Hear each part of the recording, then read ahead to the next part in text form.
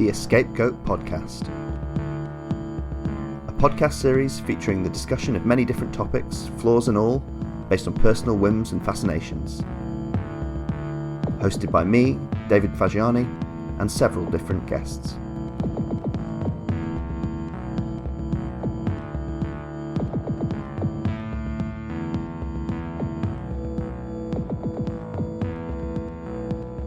Hello, welcome to the EscapeGoat podcast, episode 25. I'm glad to welcome back on board, is that a thing you say with podcasts? Nevertheless, we've said it. I'm glad to welcome back my friend Nina, who last appeared on episode 20, which feels like it was literally about 3 days ago, but was actually, early December, late November we recorded that. Welcome back, Nina. How are you? I'm doing all right. I feel like I'm getting on a boat. Welcome on board. Ahoy. Yeah.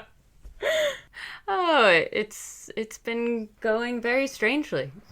But it's been going fine. Just keeping on. Good things, bad things, weird things. But talking to you now in a new presidential era, of course, because the last time we spoke was in the Trump presidency, and it's now the Biden presidency for anyone who hasn't been paying attention. So nice. So relaxing. Yeah. Are you feeling a little bit of relief there? Is that working? I'm feeling lots of relief there. It's just nice to, and I'm not saying this as if I'm giving up on following things or just saying, oh, let them do what they do, but it's just nice to be bored by my president. I really appreciate the feeling of being bored by my president. It's really nice. There's something, this shows how trad we are, isn't it, as people kind of over 30, but there's something about, even when news comes out about the Biden presidency, whether or not you agree with things they're doing at this early stage, there's something nice about it just not being in Biden's own words, isn't there? There's something nice about it just coming out through like traditional press releases and boring statements about sort of legislation and executive orders and stuff like that, rather than, I know it just makes it sound basic, but rather than the tweets, basically. There's something quite relaxing about that in itself, isn't there? I've always been fairly basic, I guess.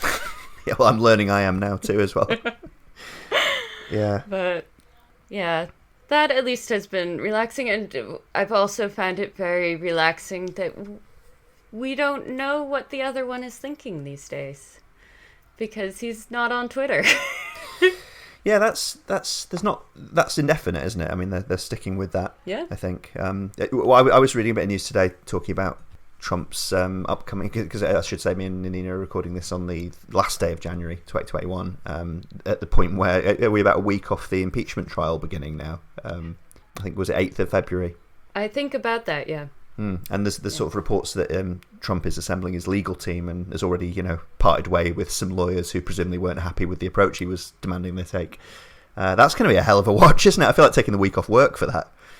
It will be interesting. I kind of wonder who he can find that would be willing to represent him, considering the quality of the people he had representing him before.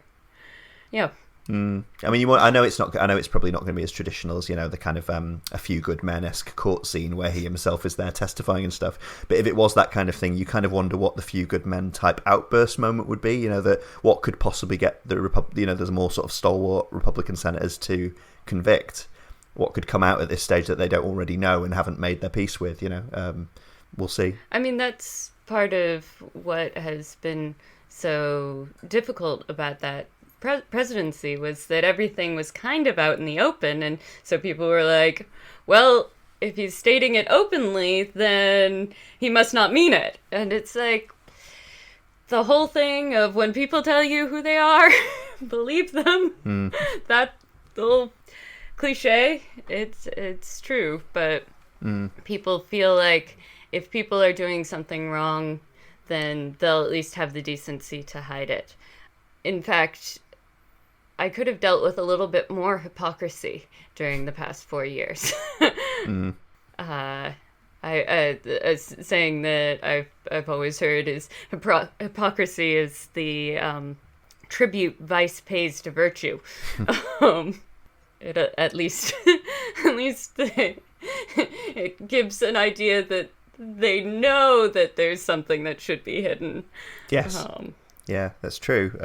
I mean, I wonder how much what we're seeing is the early stages of the Republican Party, not exactly rewriting history, although obviously some of them are doing that, but more just sort of coming to terms and ingesting recent history and kind of working out how to move forward from that. Because I mean, we'll see. Obviously, we'll see. But I don't personally think the Republican senators are going to. I mean, the fact that was it like 45 of them decided to not, the impeachment process itself was unlawful or irregular, doesn't bode well for impeachment odds. And I think they've probably decided that pissing off Trump's fan base, however volatile they might be and however crucial to future Republican success, and I think they've probably just realised that that's probably a tomorrow problem, basically, and a lot of them are preferring a tomorrow problem to a today problem. Well, hopefully there will be some sense of self-preservation. And of honesty and dignity and all of these things that should be part of the process. We'll see. I suppose the combination of being an ex-president and Biden being in the White House, but also, as you were mentioning before, the Twitter ban. I think probably, if anything, the Twitter ban's done even more than the fact that he's now not the president anymore to dial things down, doesn't it? Like, for better or for worse, because obviously it could give the Republicans a bit of a loophole for excusing him and his legacy, but I think it's made the whole mood feel much less urgent and volatile, hasn't it? Whether that might be a bit of a sort of false safety that we're hiding under, but it's what it feels like at the moment, isn't it? Yeah, and I do think that there's one thing that is a little bit of a question mark is the fact that a lot of these senators were in the Capitol on that day. So it's not necessarily an abstract thing for them. They felt what none of us kind of really know what it must have been like to have been in there and with no knowledge of how it was going to end. So hopefully that also puts a little bit more of an imperative on them than we maybe give them credit for. I don't know. I live in hope. You could tell that with Alexandria Ocasio-Cortez's recent feud on Twitter with Ted Cruz, couldn't you? Because was it he stepped in to say something supportive about legislation that she was wanting to attack, and he was trying to ally with her as a sort of olive branch, and she was just, I think she tweeted back something like, you tried to have me killed about 3 weeks ago, that we're not, I will work with some Republicans, but I'm not working with you. I think it's still simmering underneath, and as you say, that involves real people and real people who are basically co-workers. It's kind of crazy when you put it that way, isn't it? Imagine coming into the office in the weeks after something like that had happened at a normal workplace. Yeah, I think that we don't get that much of a sense of the amount that these people have to interact with each other on a day-to-day basis. I remember hearing, it might have been in a podcast or something, about how much the Supreme Court, because it's such a small group, how much they have to interact, and it was on NPR, I think. Sounds very NPR. But that they know each other as human beings, which is not actually what any of us really know our politicians as. We think of them as ideas and as their various policies and their personalities and charisma or lack thereof. But they actually know each other on a human level, for better or for worse. And we often discount that in our assessments of what's going on in politics, because that's a volatile sort of concept, and it messes with our predictions and our sort of clean look at how politics work. Yeah, and it can go the opposite way from amiability as well, can't it? Who's to say? Imagine a parallel universe where for some reason Ted Cruz and Ocasio-Cortez's politics are actually quite similar. They might just still be the sort of people who absolutely wound each other up, right? And or just found reasons to oppose each other out of personality rather than. I'm not saying that's what this is. Obviously, they're at very opposite ends of the spectrum, but I can imagine that actually, because there's plenty of. I'm a Labour Party member in the UK, and there's plenty of Labour Party politicians at the national and below level that I I think they're very important people and they should keep doing what they're doing, or they should do what they're doing even more, or I'm behind them 95% of the time in terms of the policies they espouse, and I still wouldn't want to have a pint with them, to the point of either they seem like very objectionable people or they seem like very dull people, or a mixture of both. Personality matters quite a bit. I wanted to ask you, Nina, turning away from the political a little bit directly. I mean, obviously, we're still labouring under, on both sides of the Atlantic, a terrible pandemic, and January's been a particularly tough month for that in terms of figures in both our countries. Not to linger too much on that, because obviously we've discussed that previously on the podcast, and it's just very, very unpleasant. How have you been getting through that? I mean, have you been listening to anything, watching anything, doing anything under the strictures, Well, when I was on last time, my reply was Buffy the Vampire Slayer. Yeah. And tonight, Joe and I will watch the last episode of Buffy the Vampire Slayer. Mm-hmm. So if you ever want to do a Buffy the Vampire Slayer episode, just putting that out there. Well, I know John will be listening to this. John was on the last episode that we did about Spaced, and John is a massive Buffy fan, so I can certainly see a collaborative venture in the future. You can have until the end of the podcast to think about this if you like, but although not to preclude you thinking about anything else during the podcast, but because I saw the other day that Disney Plus is about to have this massive content dump of kind of slightly more adult oriented shows and movies. They're trying to sort of fill out that part of their programming a bit. That includes Buffy the Vampire Slayer, so for at least people in Europe, Buffy will soon be available in its entirety on Disney Plus, and I have Disney Plus. I'm a very casual Buffy fan, and I've seen probably I've probably casually seen about 30 episodes or something, but I probably only know properly about 10 episodes or something like that. What is your, if you had to pick one, what is your recommendation of a slightly hidden gem Buffy episode? Oh. And it can be from any phase of the show's existence. That's hard, because also the episodes can sort of merge into one long story, even though there's also quite a lot of Monster of the Week episodes, which I'm on board with. I know that some people feel like the sort of one-off Monster of the Week thing is not as sophisticated, which perhaps not, but I'd have to give it some thought, because we watched all 6 seasons over the course of probably 3 months, maybe. So it's been, not a binge, but a fairly consistent watching an episode a night for a while. So I'd have to give it some thought. Yeah, you do that. If we don't get an answer from you at the end of the podcast, we'll come back to you in a month or so, and we'll get a more detailed one. One that always stuck in my head, I saw when it was first showing on the BBC, kind of at the tail end of the 90s, and stuck with me a bit, is I should look this up. I think it's called The Wish, but you might be able to correct me. It's the one with where Cordelia accidentally wishes that Buffy had never come to Sunnydale, and ends up in the sort of dystopian, almost like I Am Legend-esque version of Sunnydale. I'm not saying Alison Hannigan as a bisexual vampire is a big part of that appeal, but it certainly doesn't hurt. It's part of the appeal. It's definitely part of it. But I just remember that being really intriguingly bleak for a show like that. And also, I mean, it's fun as well, obviously, but that kind of weird...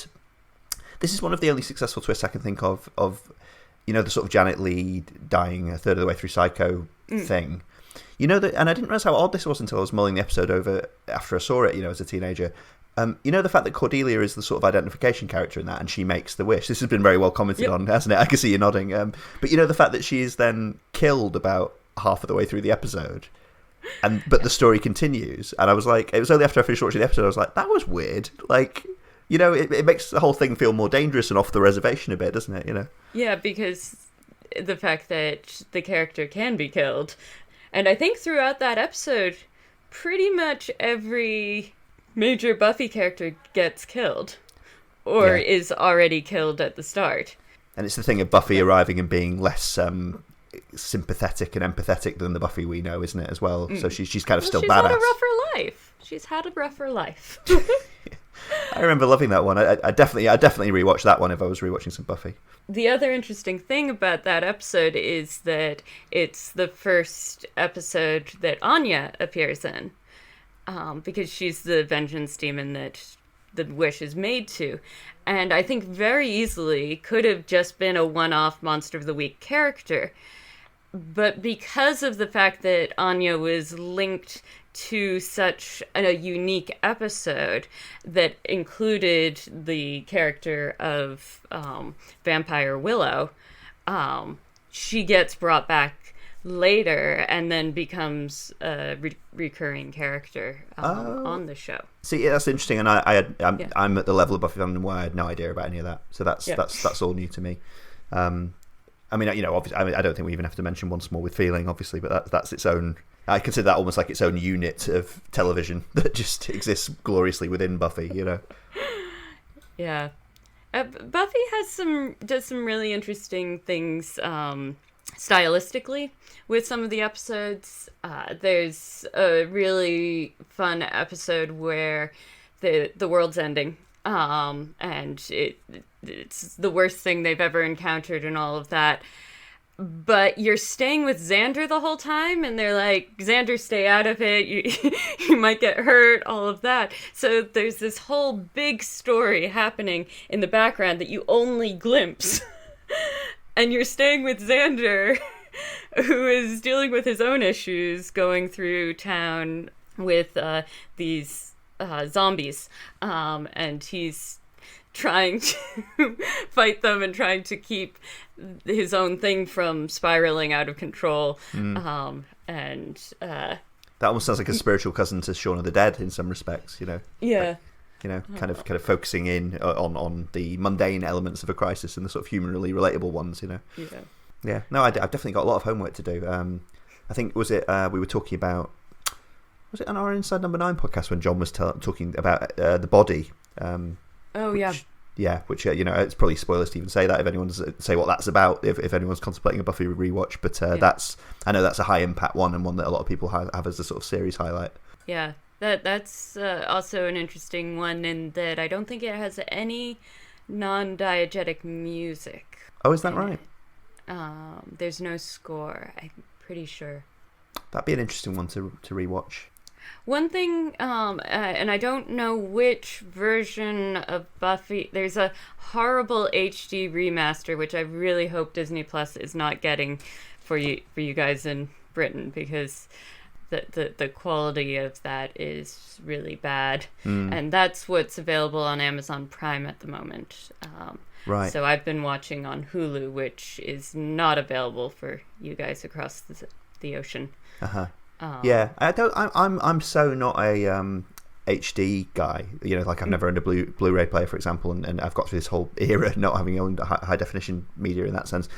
So I'm completely the wrong person to ask, and I actually kind of the tendency to HDify relatively recent television, like of the late 90s, early noughties ilk. Like obviously they did that for The Wire recently and stuff as well. Or at least they were talking about doing it for The Wire. I saw several people who were watching The Wire for the first time as nearly 20-year-old television, and they were being put off by the fact that it was not HD. It looked very unmodern to them, and that's just kind of me as a slight Luddite, at least in this respect. I've just not entered into the HD era really, so I'm kind of I kind of don't get what the fuss is about when people say things like that, But I kind of understand that that's just the way people consider television to look now as a default setting. I really like seeing things in as high quality as I can to make it have the appearance that was initially intended. So I love Blu-ray. Actually, I have a pretty good collection of Blu-ray, and a lot of them are really old films, and the quality of a really good Blu-ray of a film, you get the film grain, you get the artifacts. It's just clean, and you should be still getting the quality of what it was originally recorded on. The issue with the Buffy remaster is that, first of all, they changed the aspect ratio kind of randomly, cropping willy-nilly, sometimes though expanding it so that things that were supposed to be out of frame are in frame. So at one point you can actually in the remaster like see the lights and the setup, While in the original 4:3 aspect ratio, it was framed correctly. So messing around with things like that, making things... it's funny because it used to be that you would be making things that were widescreen pan and scan. And now these days people are taking things that were originally in the square aspect ratio and turning it widescreen, and both are equally bad. You need to stick with the original intended aspect ratio. A friend this weekend showed me, this is going to make me sound like such an old fuddy-duddy, but I don't care. Also, the term fuddy-duddy probably does that. But a friend showed me this weekend, and fans of Billie Eilish will know probably what she's talking about, but she showed me a music video that Billie Eilish did, I think, in the last 2 years, which is vertical. You know, like the original music video is vertical. I can't remember what the ratio is, but it's designed for Instagram stories, basically, primarily. And it's very vivid. Portrait mode. Yeah, exactly. Yeah, and it's very surreal, and it's got like CGI spiders in it, and it's very goth, and you know, it's Billie Eilish doing that. But I'd just never seen something personally. I'd just never seen till this weekend an Instagram designed video, and one that's obviously designed against the kind of designed exactly for our technology right now, but not designed for the human eye in that sense. You know, it's odd, you know, because obviously as film students we're used to kind of learning about the history of how, you know, cinema throughout the first half of the 20th century gradually adapted more and more to the human eye in a sense. If you take widescreen and Cinerama and stuff to be that, you know, and we're now starting to go against that, but also obviously it's not to say it's not adapting in a very different way. It's not adapting better for people's lives now, you know. It's adapting for the I want to say projection medium, but it's not projection because it's a phone that's quite small. So to get the immediacy, you want actually the vertical because you get more of the face and the... I have to admit that aspect ratio drives me nuts, but I think that's because I am 35. Yeah, getting old's a bitch, isn't it? Yeah, I don't mind it.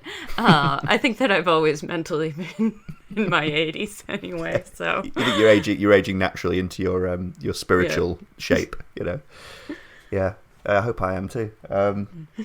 Hey, talking of traveling through time, how's that for a segue?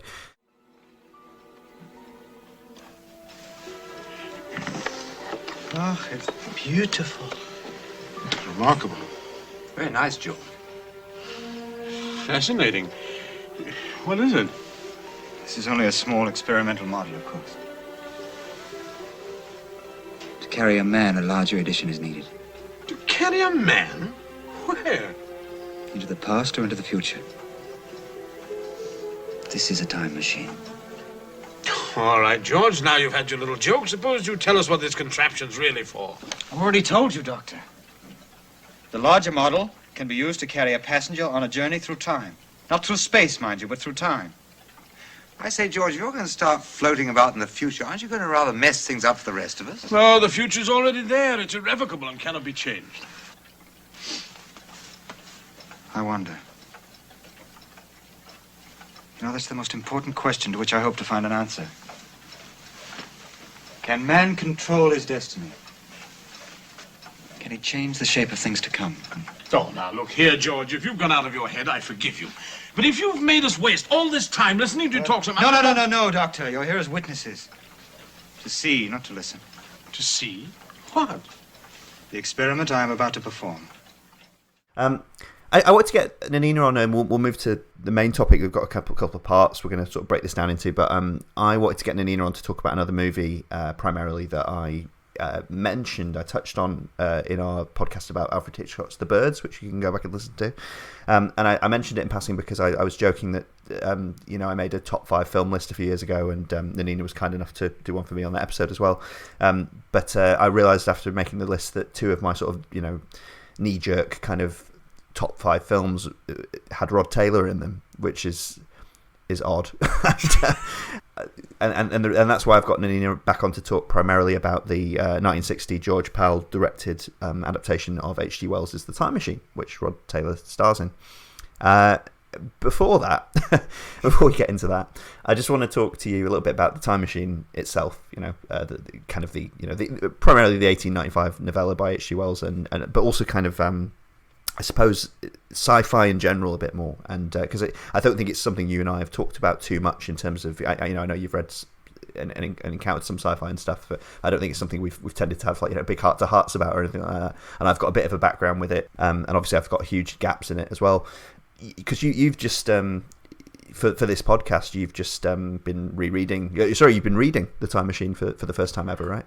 Well, I feel in the interest of full disclosure, when you initially invited me on the podcast a couple of months ago for episode 20, you wanted to do The Time Machine, and then we got into the idea of the birds and The Time Machine, and then we were like, well, maybe the birds is enough for its own episode.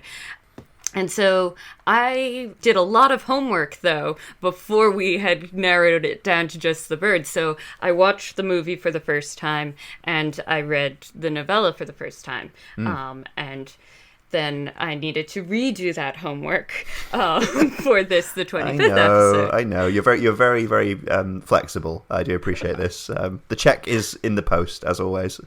Yes. And the Postal Service is doing great. Yeah, that's. I love that the US Postal Service is doing so badly, because I can just promise people that the check's in the post and they'll never think it was me when they don't get it.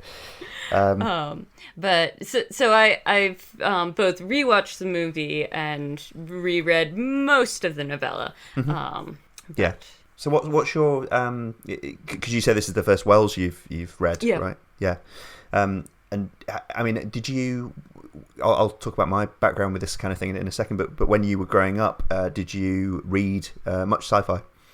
So I am a fan of sci-fi, but I came at it the way that I came at a lot of my interests, which started out through fairy tales. So as a kid, I was very into fairy tales from all over the world, and had a complete set of the Andrew Lang fairy books from the Victorian era, or well, not the first editions, but and the wonderful thing about them is that just all sorts of wonderful, weird, strange fairy tales from anywhere, and it's like the blue fairy book, the red fairy book, those guys. And that the love of fairy tales got me into fantasy. And fantasy, I read a lot of fantasy as a teenager, and then fantasy and sci-fi have this funny relationship where sometimes they overlap and sometimes they don't. Sometimes they're very close to each other, sometimes they're worlds apart. But Star Wars, I find, is this wonderful melding of the two genres. And I think Star Wars was probably my main entry into sci-fi because I became incredibly obsessed with it, and still am to a great degree, especially the original trilogy. Then over time, I got probably a little more into sci-fi, especially with Isaac Asimov, is the sort of more literary sci-fi that I got into. I enjoy Ray Bradbury quite a lot, though I think that Ray Bradbury's the better writer. Isaac Asimov's the better sort of futurist. I'm always amazed with Asimov's work that you can read something that he wrote in the 40s and be like, the only thing that doesn't seem very plausible with this is that everyone's smoking. Everything else seems to make perfect sense still, and we hadn't even been to the moon when you wrote this. Yeah, everyone's smoking and the computers are huge. Yeah. But I think Ray Bradbury was just a beautiful writer. And recently I've been getting into Octavia Butler. So yeah, I really enjoy sci-fi and fantasy still, and the places where they meet. That's so interesting. Rather than going really deep on my teenage reading, then I think what I'll just say is I'm probably going to hurl an Asimov episode or two at you in the future, because a huge part of my teenage obsessions was Isaac Asimov. Like really, like proper read them all, nerdy have only just made it out alive by the skin of my teeth kind of fanboyism, and that's faded to an extent because partly because I just got through all of it, obviously, but also I've changed quite a bit. But I'd definitely like to revisit some of that with you in the future. One of my strange, because I'm a guy and I'm not a trans person or anything like that, and I don't identify that way. But one of my teenage memories was going on an Isaac Asimov message board or something, as it was then, kind of pre Facebook and everything.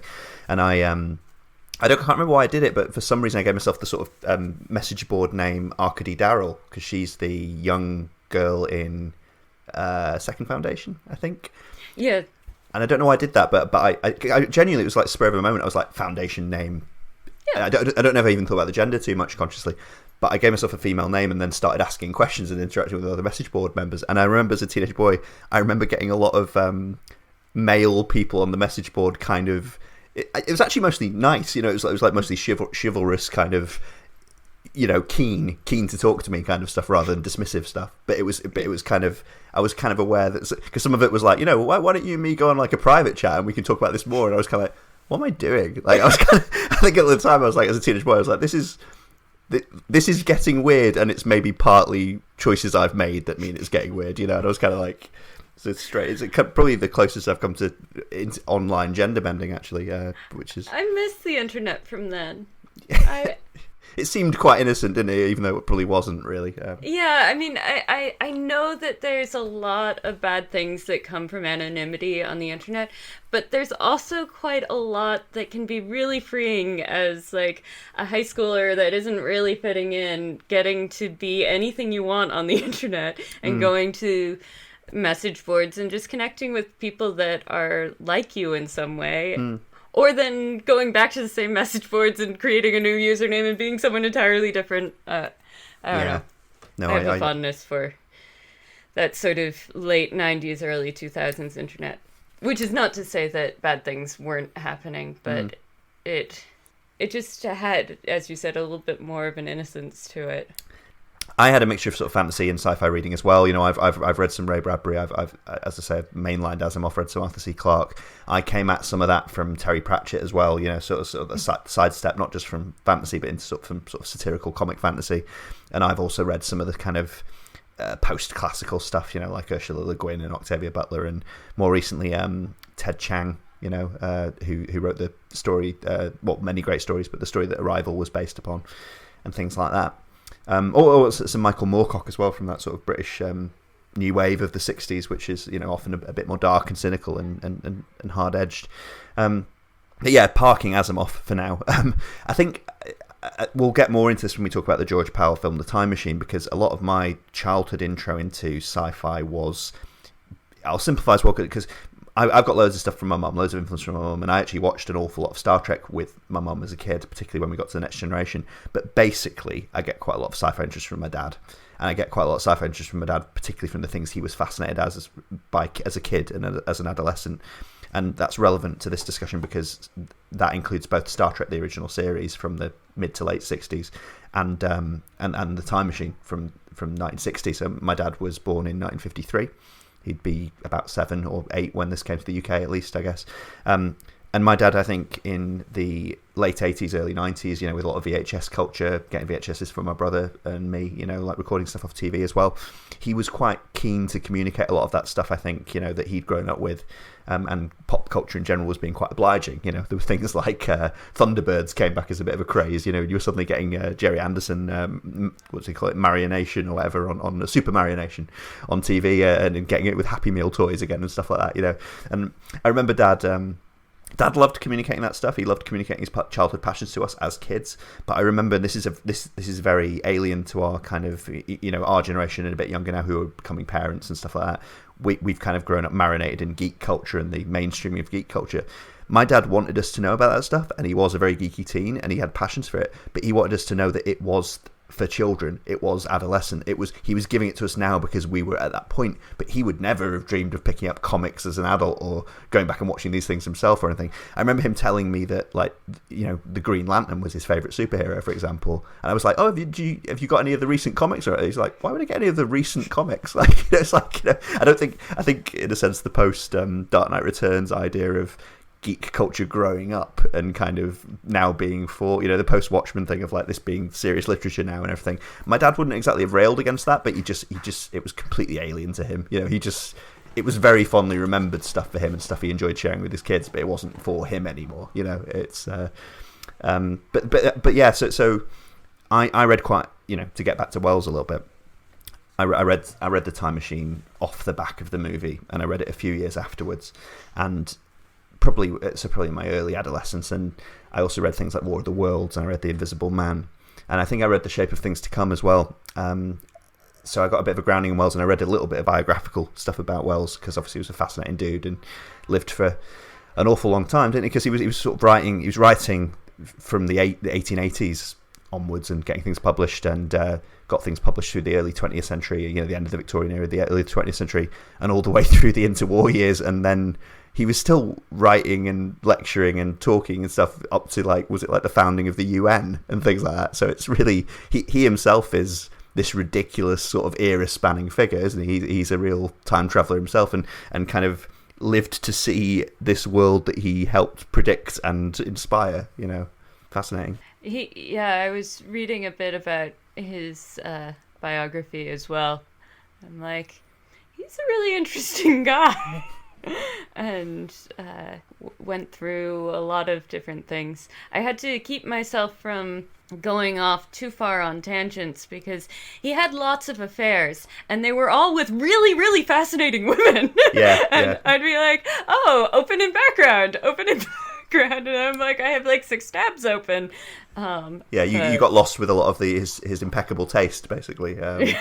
Yeah. I mean, Well, he believed at least preached some of the kind of more forward-thinking, what we might now call kind of polyamory theories that were in part of the kind of English intelligentsia then, didn't he? And practiced rather a lot of it as well, albeit imperfectly. Yeah, it's funny how people always think that things progress in a linear fashion from sort of being more repressed to less repressed, and actually it's all a big cycle, and different ideas come into fashion, and then there are backlashes against them. And well, you and I were messaging a bit, weren't we, about Wells and about The Time Machine, and we sort of touched on the topic of eugenics, in terms of we'll talk about that a bit in terms of The Time Machine's plot and themes, but the idea that eugenics theory was just something that the left-wing progressives of the 1890s and early 20th century was steeped in, simmered, sautéed in, basically, wasn't it? They were,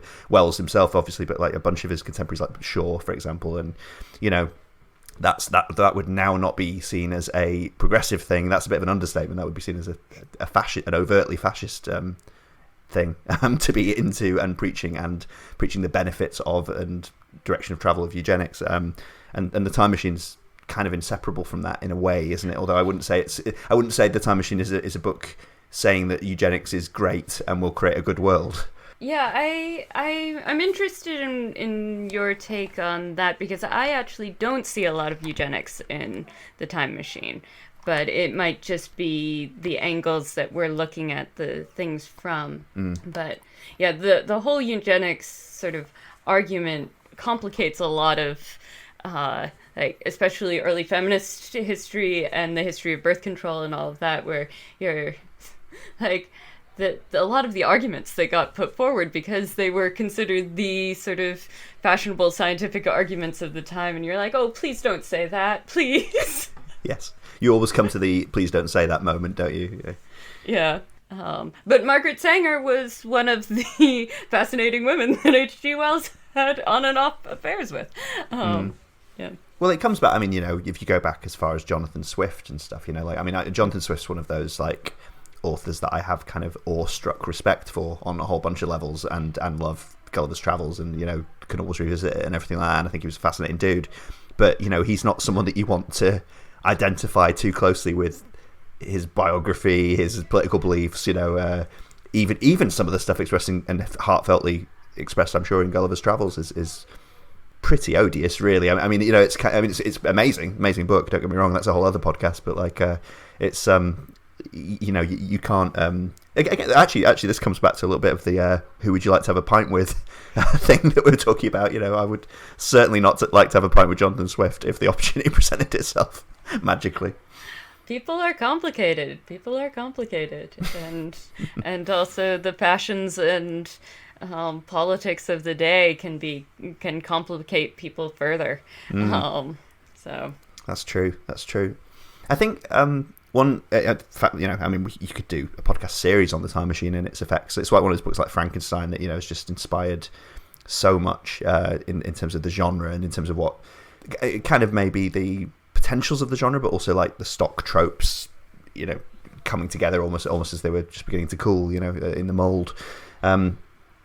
I think both this. I've got this definitely from the film initially, but from reading it as well. I think the time machine initially gave me that idea of time being the fourth dimension.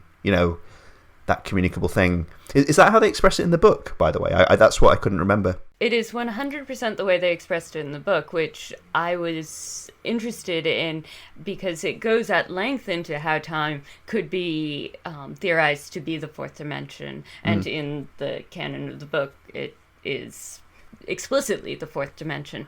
And I was sort of trying to think about this in terms of the history of special and general relativity, because that's where I had gotten the idea that that's where that concept started.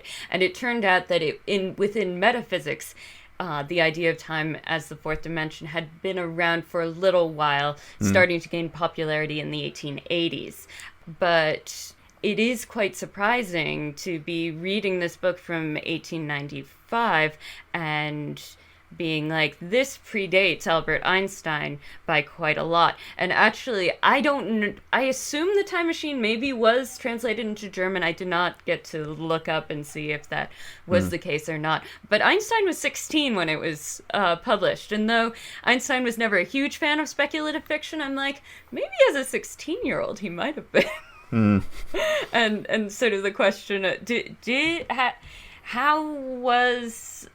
did Einstein have any sort of relationship with the works of H.G. Wells, and did they have some sort of effect on his thought process? It's an interesting question about whether people who are engaged in creating the future actually care much for sci-fi, isn't there? There was it's not quite the same thing, but there was a funny joke in the recent series of Star Trek Picard, which I think I'm on this podcast record saying I didn't like Star Trek Picard, but there was a funny bit, admittedly, where Picard is talking about literature or something like that, and he's a captain of a starship. We've been following his adventures for decades, and someone says like, do you have any like science fiction? And Patrick Stewart as Picard's like, I've never really seen the point of science fiction. I've just never really seen the appeal. And I'm kind of like, it's so facetious, but it's also such a teasing, obviously wink to the camera, but also I've always really been really interested in what the sci-fi of the future is.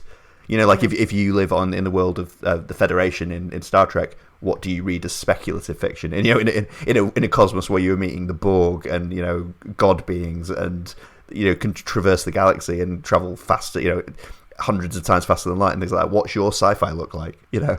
Well, but in a funny way, reading The Time Machine being the sci-fi of over 100 years ago, now 125 years ago, then that is in a way seeing we've already progressed a certain amount in terms of technology and things like that. And I think one thing that H.G. Wells, at least in The Time Machine itself, he wisely just decided to skip ahead to 800,000 in time and not have to deal with any immediate repercussions of what might happen in the near future. Well, and the focus, unlike in things like The Shape of Things to Come, the focus in The Time Machine on this far future is more, what would you say, like a parable. It's more. It's not really, and as you say, it features, if anything, it features the degradation of human society a bit, doesn't it? Or like it's kind of all warped to other ends. It's not about shining skyscrapers and rocket ships, and it's about how the organisation of society might progress. Rather than the technological advancement so much, apart from the fact that obviously at its core is a technological advancement which he's created. But it also is very much a book of its own time. from the way that the time machine itself is described to the ideas about how society can progress and regress. It's very much taking concepts of its own time and extrapolating from it. And really, that's what sci-fi is. Sci-fi always says more about the time that it's written than the time that it's about. And I also feel that actually history, writing about history, is the same thing. It says more about the time that it's written than the time that it's about. That's why one reason why some of the more defining kind of story, not just books and sci-fi books of our time, you and our time, and the film adaptations also have been quite heavily dystopian. Things like the Road and Children of Men, and more popularly things like The Walking Dead and stuff, haven't they? And obviously, I feel like the sci-fi of our time, Nanina, has taken a very, very heavy horror overlap. Don't you think? Yeah. And the Time Machine's a form of that, isn't it? I mean, the Time Machine is dealing with how the future might be horrific and cannibalistic and dead-ended and unimaginative and it literally. I mean, you, in the book, I was reminding myself of this, but yeah, I don't know if you come to this bit in the reread, but in the book after the time traveler visits, was it like the year 802,000? He goes further forward, after his confrontation with the Morlocks, and gets to that weird scene on the beach, is it, or kind of on a sort of weird arid plain where you've got kind of post with the lobster folk. That's right. You've got post Eloy and post Morlocks who are even further down this evolutionary codependent dead end, and it's this horrific kind of. I mean, I don't think you'd get stuff like that again till like Olaf Stapleton and stuff like that later on, where you'd get real deep dives on how weird evolution could get in the future and how unrelatable in some ways. Well, I mean, Darwin is a huge influence on the Time Machine, and at that point, these are all fairly new, fashionable concepts that Wells is playing with. Well, I'm sure in the 1890s, even in quite intelligent, quite middle class circles, shall we say? That's right. That's not the same as intelligent. I'm sure you'd get a lot of people that Wells knew, especially more kind of establishment conservatives and stuff, who just fully didn't agree with Darwin yet. Were fully the older conservatives who just were not ready to swallow a word of it yet. And obviously that's without talking about the church establishment and everything like that. I mean, even to engage with evolutionary principles seriously in a work of popular fiction would in itself be kind of a bit rebellious, or at least putting down a flag for what side of that we'd now call it culture war you stood on. Though, I mean, that's also the job of a sci-fi writer to be up on the new and sort of exploring what the implications are in a philosophical way, since you can't actually explore what the implications are in a strictly scientific way. Actually, most sci-fi is philosophy in its own fun, less annoying way. Well, I suppose Wells is, I completely agree with you, obviously, from our 2021 perspective, but I suppose Wells is sort of creating that job description, isn't he? Yes. He's like writing that job description for a sci-fi author, alongside, obviously, Mary Shelley. We should decades earlier. But, her science fiction, I mean, obviously, you can see her science fiction is also engaging with evolutionary, pre-evolutionary principles in the sense of humanity creating successors and things like that, but science had moved along so amazingly just in the decades that separate Frankenstein and the Time Machine. What, about eight decades ish? It's a whole other world. Especially in terms of Victorian society. The 1890s were the a pinnacle of empire and a pinnacle of the sort of imperial technology and engineering and all the kind of stuff's coming in. I mean, the 1890s, I don't have to tell you, Nina, is a fascinating decade, isn't it? In the way you've got the birth of cinema and much more mainstream use of telegraphs and kind of not really commercial radio and stuff yet, but certainly much more available sound recording and things like that. The start of popular recorded music and things like that.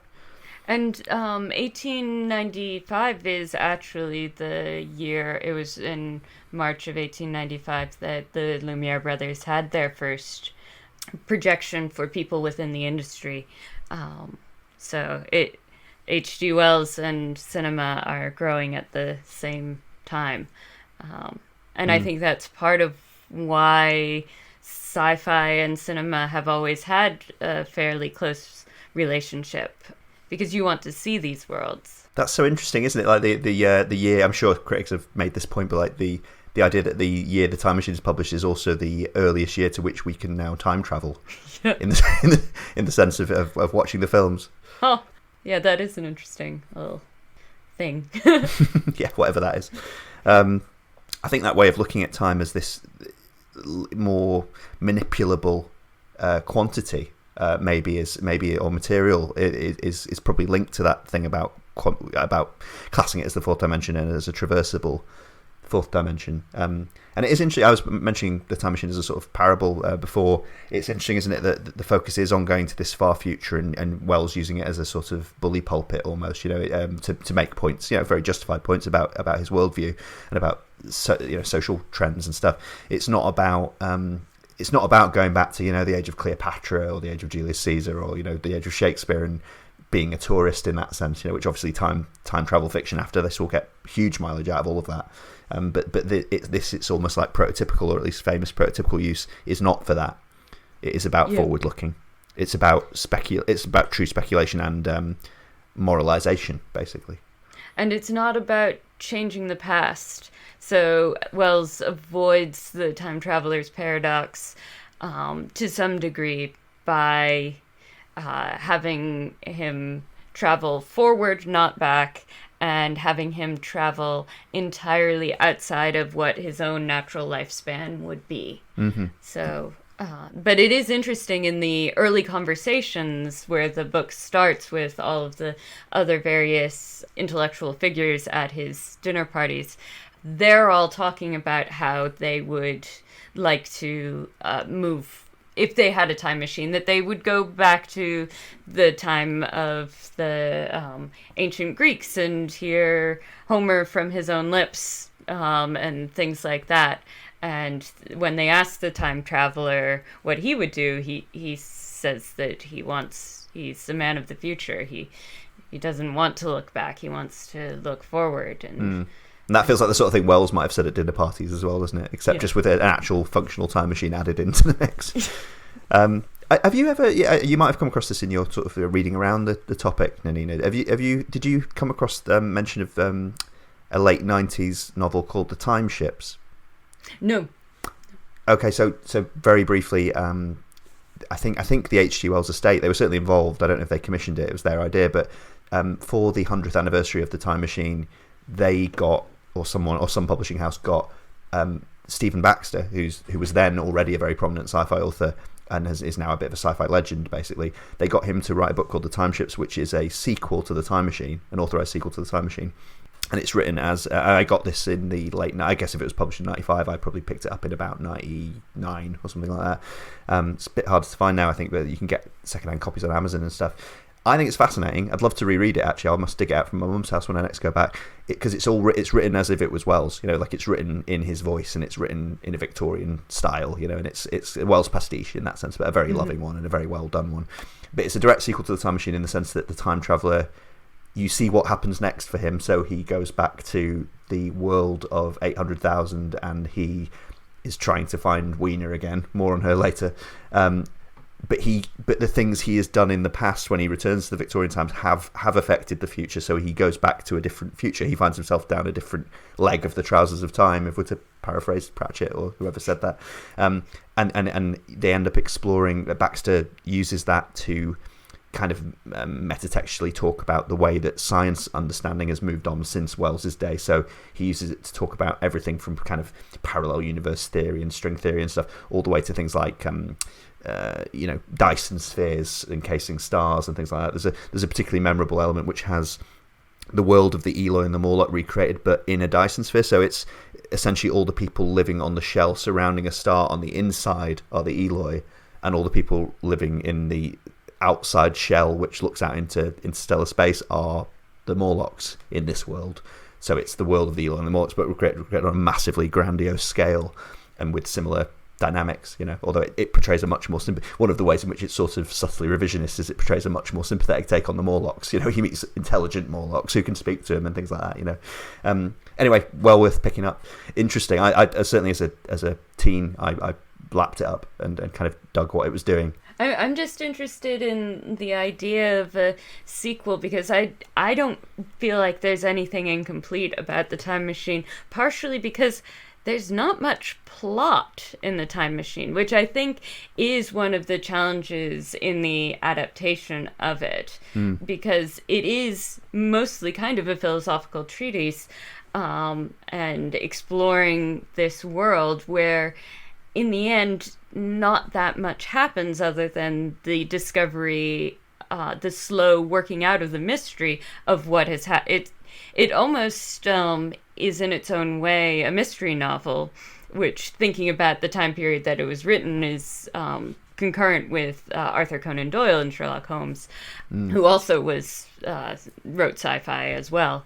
And there's so much of procedural sci-fi that has mystery fiction like in its bones, right? Like, I mean, it was only after I went to university and studied both sci-fi literature and mystery literature that I kind of realized how much, like, almost every other episode of Star Trek I watched as a kid was you rock up at a planet, something's gone down, you spend the episode working out what it is, who's to blame for it usually, and how to fix it, and then you move on. It's kind of, that is a variant on the Holmes, but on the sort of framework of a Holmes story, really, isn't it?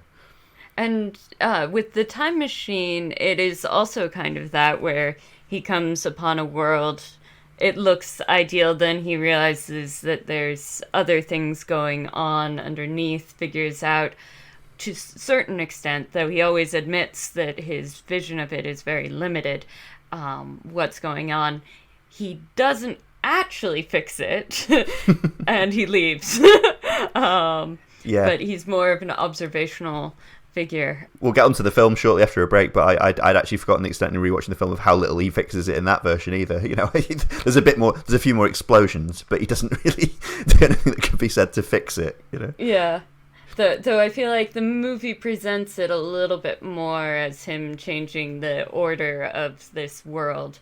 But I don't know how much we want to discuss things like the ways that the book diverges from the movie, and or if we want to save that for later on. You know what? Let's take a break now, and we'll get into that alongside, or maybe just after we discuss the kind of idiosyncrasies of the movie, and maybe have a little chat about what little I can remember from the 2002 adaptation as well, because I'll have to dredge that out from deep storage. But I've seen it as well, but again, like you, I think in theaters. Yeah, when once. I was 16. Yeah, same. All right, okay. So we'll take a short break, and we'll be back after that.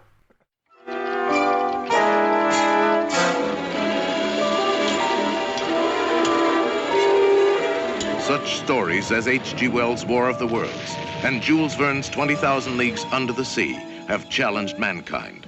So today, man is successfully probing deep into the mysteries of the universe.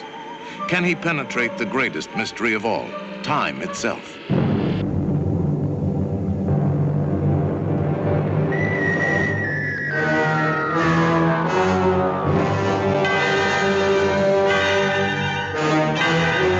Creative magic of George Pal and the fabulous production know-how of Metro-Goldwyn-Mayer to catapult you through time into a world that is yet to be. Why is it that we usually ignore the fourth dimension? You see, we can move in the other three. As the doctor said, up, down, forwards, backwards, sideways. But when it comes to time, we are prisoners. Inventor Rod Taylor's breakthrough into the realm of the fourth dimension is defied by his friend Alan Young. If that machine can do what you say it can, destroy it, George, before it destroys you. Every moment is a year, hurtling through the atomic wars of the future on an incredible excursion into the unknown. What are the people like?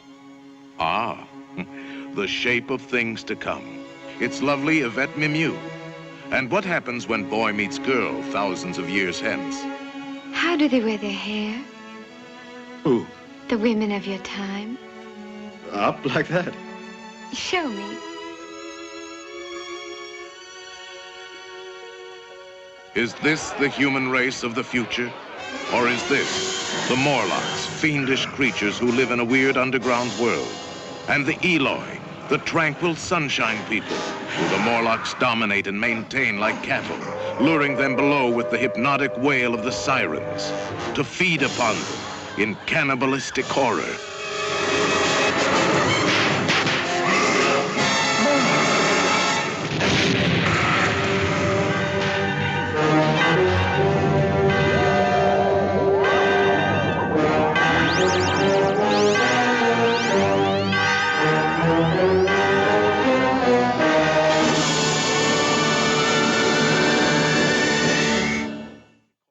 Welcome back. Nanina, I just wanted to talk to you a little bit more, obviously loads more to say about the Time Machine as a story and narrative and you know, in terms of what it's trying to say, but maybe if we dive a bit more into the George Powell 1960 movie version, because the reason I wanted to talk to you about this, I've sort of hinted at, is that this is an artifact of my early childhood, and I would be definitely on VHS. I would have been watching this, and I think it was a purchase VHS as well. I remember the cover with sort of, you know, lurid picture of Rod Taylor in this kind of like red psychedelic backdrop, you know, with the iconic machine on it.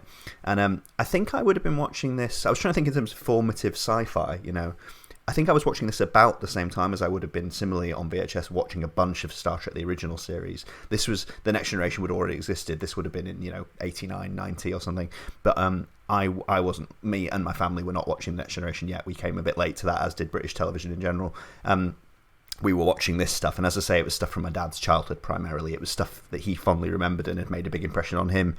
Time Machine came out when he was, 7, 8, as I said.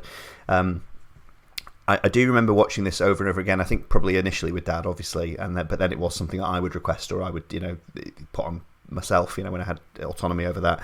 And the Time Machine is one of those things. I mean, I think you were mentioning off mic before that you're going to bring a kind of analytical eye to some of this film's virtues and failings, which I might be unable to, and I fully recuse myself because although I have thoughts, you know, this is kind of proper deep childhood stuff for me. You know, this is stuff, I think it's something I'll certainly never apologize for. I think this is maybe my favorite, like, sort of traditional movie music score, like, you know, just in terms of the orchestration and the memorability of it. This is one of those things. I'm turning into a dad slowly. I don't have kids yet, but I'm turning into a dad by just going around humming stuff more and more as I get older. And I think the Time Machine theme, obviously with this recent rewatch, is something that's percolated back into my head, and, you know, it's just not moving. But I mean, you'd never seen the 1960 movie before, and you watched it quite recently at my urging. I mean, what was your sort of first impression of it? Well, I just want to quickly say there's an interesting connection between the Time Machine and the original Star Trek, and that is that Wah-Ming Chang, who did a lot of the special effects and he was both a special effects artist and sculptor, so he created the Time Machine prop. He also created a lot of props for Star Trek and was quite important in the whole look of Star Trek. Oh, is that right? Yeah. I always, when I'm watching a movie, I always look at the credits, and when I see a name there, I'm like, that's interesting. I wonder who that is. And with the credits of the Time Machine, it's a lot of male European names, and then there's Wah-Ming Chang, and I was like, oh, I wonder who that is. And so he was a Chinese-American artist, but yeah, he also worked on the original Star Trek. That's so interesting.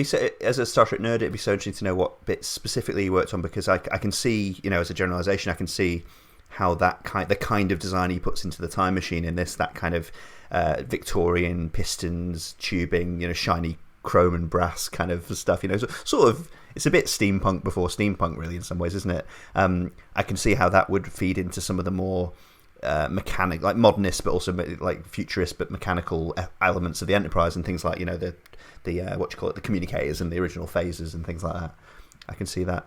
I mean, we when we talk about personnel, I mean, we should mention briefly. I mean, George Powell. I knew next to nothing about him before researching this, and we both read up a little bit about him, at a sort of introductory level. And he, he started his career as in Hungary, and he directed a lot of Hungarian movies. And he turns out to have this sort of fascinating hinterland, doesn't he? In what was it called? Puppetoons. Sort of pioneering stop motion animation to do with puppet figures with replaceable heads, basically, who were painstakingly replaced to create stop motion effects, and he did a whole bunch of stuff, didn't he? And it was both in Hungary and then in the States, and linked into advertising, that kind of stuff. Yeah, it's interesting. I'm just realizing that both feature film versions of The Time Machine were directed by people that started out in animation, and that The Time Machine was either their first or second live action film. That is so interesting. I mean, obviously we'll talk a bit about how the movie makes use of animation and animation tricks and stuff like that. I mean, George Powell obviously did this was his second Wells adaptation, because he'd done, I think, was it 53? He did The War of the Worlds. Yeah. Which I also saw as a kid, and also similarly through VHS's proffered by my dad and stuff. But I must say, War of Worlds didn't stick with me in the same way. I've seen it several times as a kid. I've not revisited in recent decades. I think the bit, it's funny because I was like 11 when Independence Day came out, and I'd already seen the 53 War of the Worlds, and I remember the bit when in Independence Day when they nuke the ship. And then they kind of assume it's worked, basically, and then you have like the sort of city-sized ship flying out of the mushroom cloud, essentially, and it didn't work, it didn't scratch it. That bit is obviously taken pretty verbatim from the 1953 War of the Worlds, where you've got one of they're not tripods in that, they're kind of like, they look a bit like kind of surfboards with a periscope put on top of them, the spaceships, but they atom bomb one of the Martian ships in that, and it has this image of it flying out of the mushroom cloud, stock footage, and I remember thinking, even as an 11-year-old, I was like, oh, that's where they got that from. Okay, they're just doing that, are they? Yeah.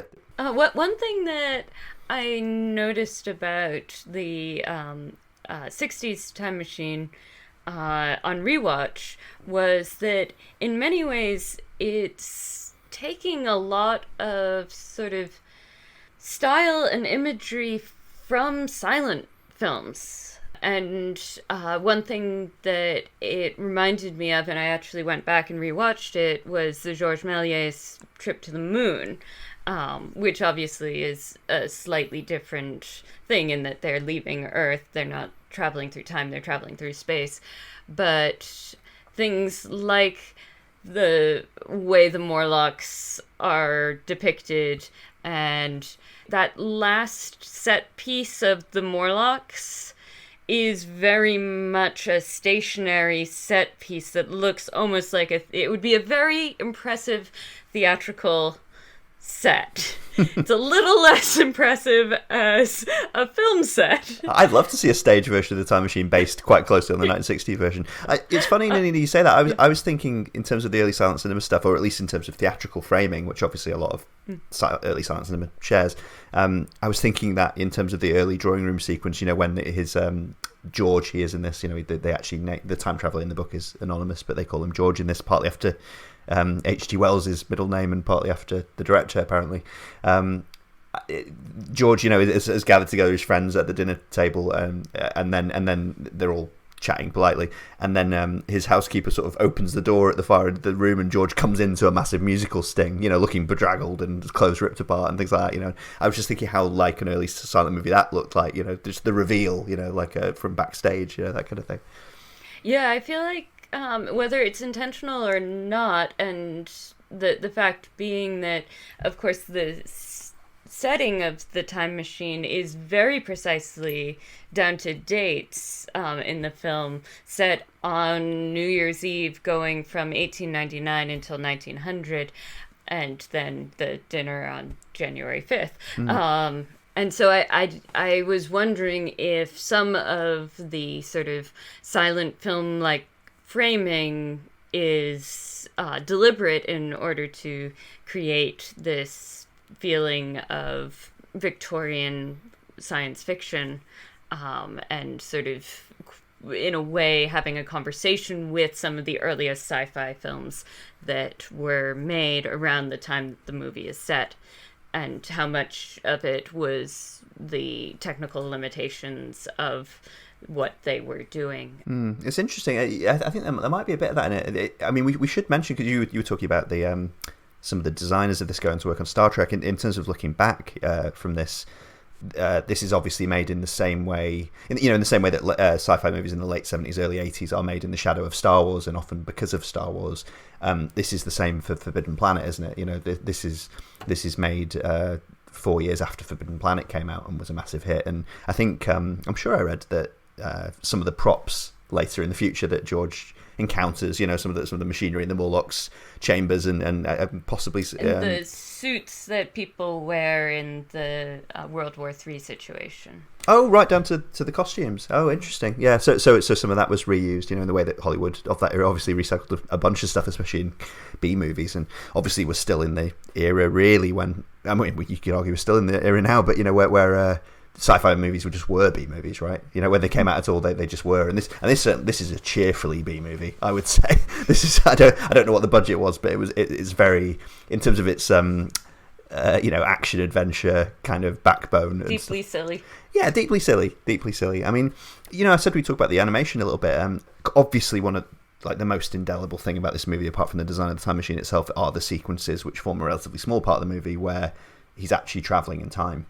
Right, where Rod Taylor's navigating the machine through these environments to convey the passage of time. You can imagine as a kid, I loved those, because he starts sort of tentatively trying out the machine, doesn't he? And you have things like the candle running down and stuff to indicate, you have sped up stop motion footage to illustrate a lot of this stuff. And we were talking before about, the device they used to show the passage of decades of having the shop window opposite him have the mannequin. Which could showcase all the fashions that the 1960 viewer knows are from the early 20th century. That's quite creative. Yes, and it is interesting. One of my side hobbies is fashion history, and it is fun to get to see the changing of the silhouettes and the use of fashion in that way in a sci-fi movie, which often fashion might be considered superfluous to. Mm-hmm. But and I believe when we were talking about this earlier, I did make the quip that the mannequin was the most complex female character in the film. Yeah, well, I mean, out of three, arguably. Out of three. Yeah, I think you nailed it. It's we'll get on to Wiener in a bit. Obviously, honourable mention to the housekeeper character in the start and end of the film. I think I loved the effects in this because I think I've always liked that. This is a whole other conversation, but stop motion effects in general have always creeped me out a little bit. And I mean, for instance, I was just watching RoboCop the other night, and admiring all over again the sort of ED-209 stuff in that, and how much that kind of scared me when I first watched it, but how that's good. It's things like the Terminator in the original Terminator and stuff like that as well. And obviously the Ray Harryhausen stuff in Jason and the Argonauts and stuff. I was terrified of Talos. The giant statue in that. When I was a kid. There's something about stop motion that it's so material, but it's so wrong, and it's so wrong, and but you can't quite dismiss it in the way that our generation were able to bat aside CGI effects, whether good or bad, is just not there. And I think I enjoy that in the time machine, especially when you get into, later in the movie when he's having that climatic fight with the Morlocks, and that Morlock kind of is trying to tear him off the machine, and he goes into the future, and the Morlock just decays in real time in front of him, and then then you see its skeleton kind of putrefy and crumble. It's like something from a Nine Inch Nails video. It's quite startling, really, isn't it, when you're a kid?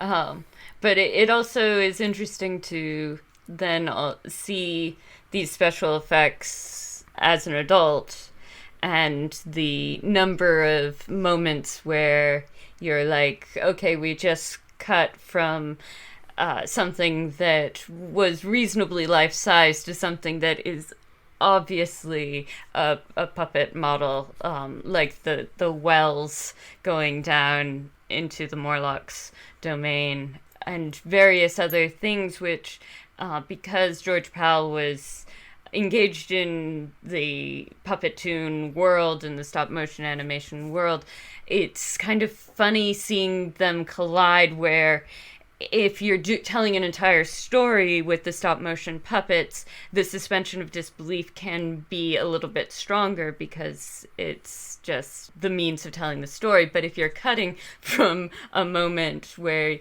you're seeing something that is supposed to be ostensibly the same thing, and in one of them it looks pretty accurate to what might be there, and then in the next shot you can see that the sand granules would be boulders if it were actually at the full scale. A lot of judgment in special effects, I think, is down to what can we just about get away with, and knowing when you can't. That's probably quite a fine line. And I don't mean to insult special effects from an earlier era, just based on like, oh, we're doing it so much better now, because I think that actually is an incorrect way of assessing a work of art.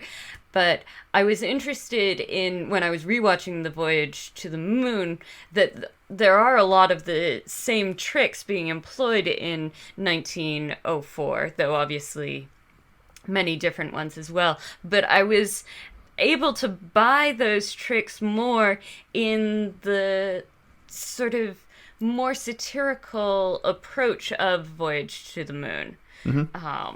And I still think, in terms of special effects, some of the most amazing special effects ever created are in the original King Kong from the 30s. So it's, I think, a lot to do with whether or not you buy special effects has a lot to do with not the era that they're made, and not even necessarily the technology that they're made with, but the sensitivity to the limitations of the technology, and making the choices to allow as little feelings of moments of intrusion on the suspension of disbelief. Though I think also the fact that The Time Machine was made as a B-movie, mostly for a younger audience, meant that they felt that they had a little more freedom in terms of what they can do in terms of suspension of disbelief. Yeah, you're probably right. There certainly would have been some awareness of the audience they were pitching for there, and as I say, definitely very much a post-Forbidden Planet audience as well. Who would have been relatively lapping this sort of stuff up. I think it's interesting, isn't it? I was telling you about the slightly naive, young David who knew enough. It was funny. I was in this sweet spot. You know how in the film George goes forward from the brink of 1900 all the way to is it like 1917? I think first, and then briefly 1940, 41, and then into a sort of Third World War scenario.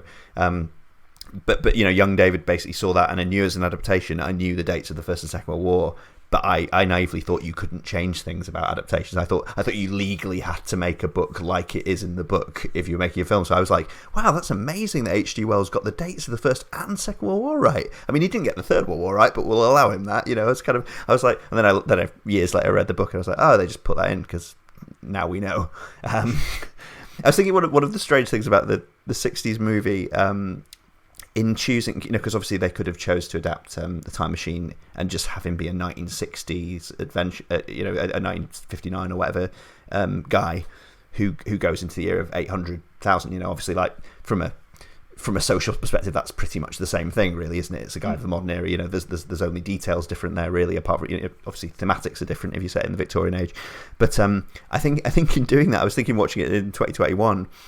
The scenes later in the movie when you're watching him interact with the Eloy and Wiener, you're seeing this Victorian adventurer from the height of imperialism interact with these people from the year 800,000 who are equally strange and unrelatable in other ways. And I was just thinking it's that weird detachedness, isn't there, where both to a 1960s audience and to 2021, you're watching the film without much of an identification figure.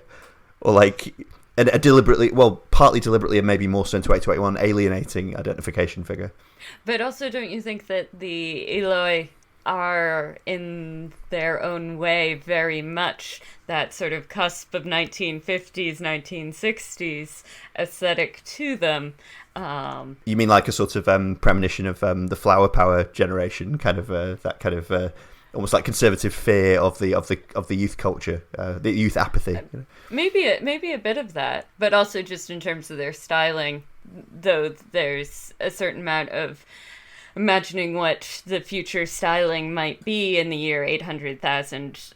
There's also quite a healthy dose of late 50s, early 60s aesthetic to it. But in its way, one could say that the novel, The Time Machine, isn't steampunk, but the movie from 1960 is in its way steampunk, because the using of the Victorian aesthetic for its own reasons. And visually placing it out of time, as obviously the story does. One thing I noticed, in terms of, if we're just talking visual look, obviously we could talk about the costumes, but one thing I noticed that I'd never consciously noticed before was that at least the male Eloi, they tend to have the blonde hair and it's kind of almost like a bowl cut kind of wig.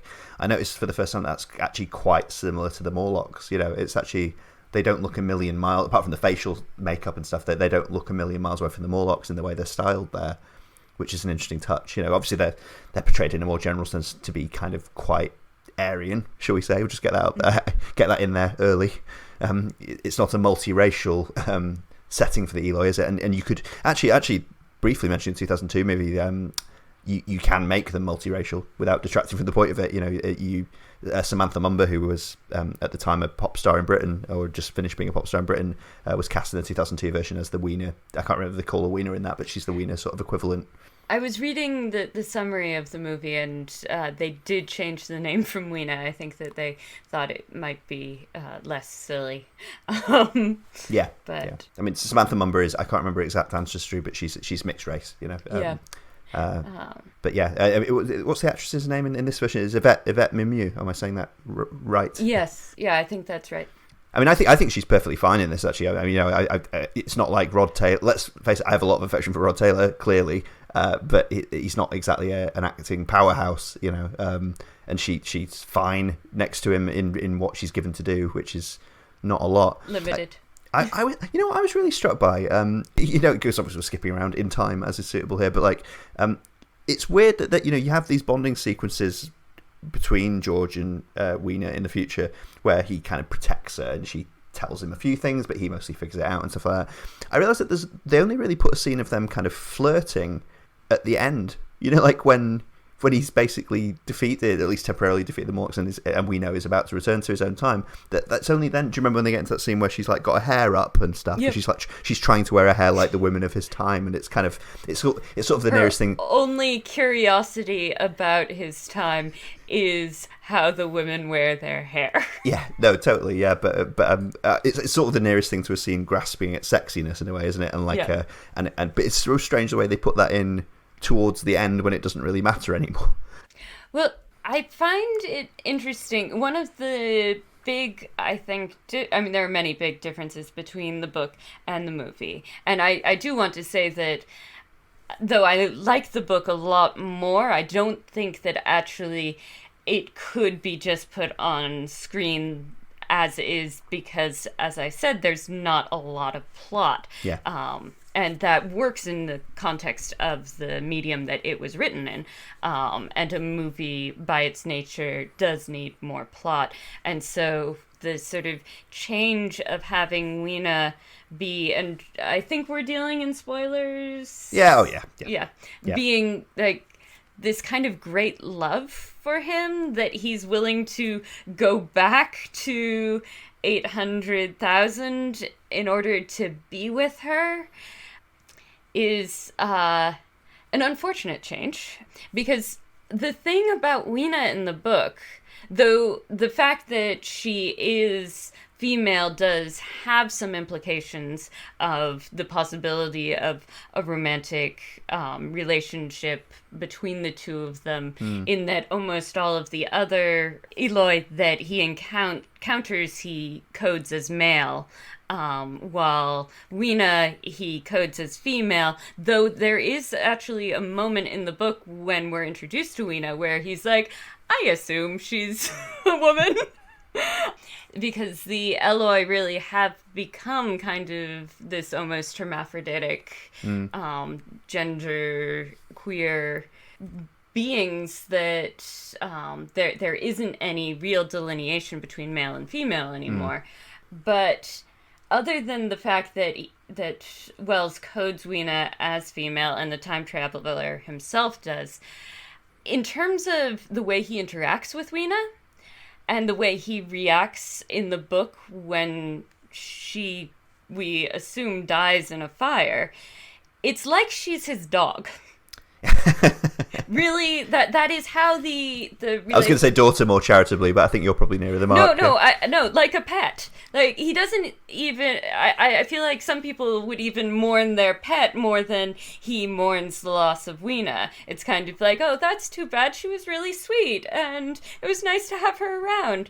And there's one moment where he's asking her to read something on the museum sort of ceramic palace that's in the book, and he realizes that of course she can't read, that's all gone, and there's a line saying that her affection was so human that he often overestimated how human she was, which is something you would totally say about a dog or a pet. Yeah, well, this is all classic. I was mentioning Ian Fleming and Dr. No, particularly, Honey Rider and Dr. No.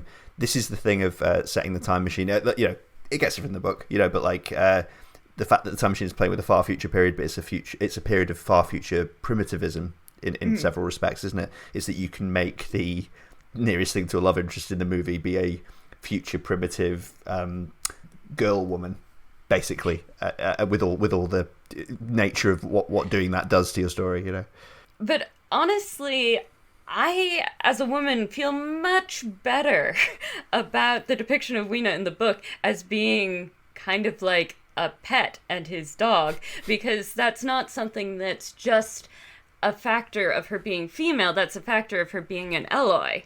The species itself is not quite human, and as degraded as he sees it from humanity.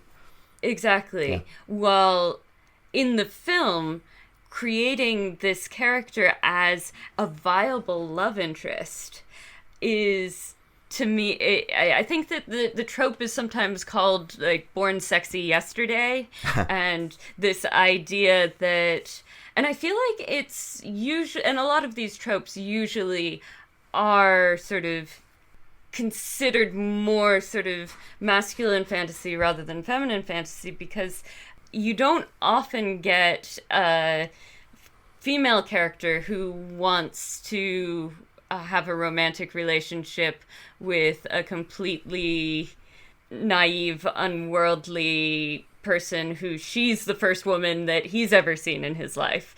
No, maybe Rocky Horror Picture Show might be an exception. But it's a recurring theme in a lot of sci-fi and fantasy, this idea of the attractive, fully mature in physical ways, but completely immature in mental ways, character that just adores the main character because she has no other frame of reference. He's just the most amazing thing she's ever seen. Well, on this podcast, we've touched on both Ex Machina and 7 of 9 from Star Trek Voyager, so I think we've got a bit of background with this kind of thing. And I actually just casually mentioned George Bernard Shaw before, and obviously Pygmalion has things to say about that kind of fantasy and reality of human relationships sometimes. I mean, did you find just in the film? I mean, how did you find that? Like both the actress playing it like that and kind of it being framed more as a nascent romance. I mean, how did that treat you? I mean, you have to go with it in the sort of context of the spirit that it's intended to a certain degree. But, it's definitely something that I was rolling my eyes at a fair amount. And this idea that the character could imagine some sort of satisfying life with this person who he would never really have any sort of intellectual connection with. I can see how he'd be the most interesting person she's met. Yeah. Put it that way, given the other options that we see. I mean, while we're talking about George's motivations and his relationship with Weiner and things like that, I mean, we can't. I kind of think I might have mentioned David Philby, who's the character, the sort of slightly unconvincing Scotsman. I can't remember if the actor was really a Scotsman, but he's ginger hair and slightly variable Scots accent and everything. So he's obviously introduced in the prologue, and he's one of George's drawing room friends. Another one is played obviously by is it Sebastian Cabot, the guy who went on to do a lot of Disney voiceover. He was in the Winnie the Pooh films and played Bagheera in the Jungle Book and stuff. That was a proper one of those. Where's this guy from? I was trying to trace the voice. Wait, is Pooh and Kaa in it? The guy who he narrates the Winnie the Pooh. Oh, he narrates, because voices I've always felt it's an interesting crossover that Winnie the Pooh's voice actor also voices Kaa the snake. Makes it very sinister, doesn't it? Yeah. Even but more sinister. Continue. Sorry. But I mean, he's one of George's friends, but this other guy, I'll insert the actor's name in afterwards. It's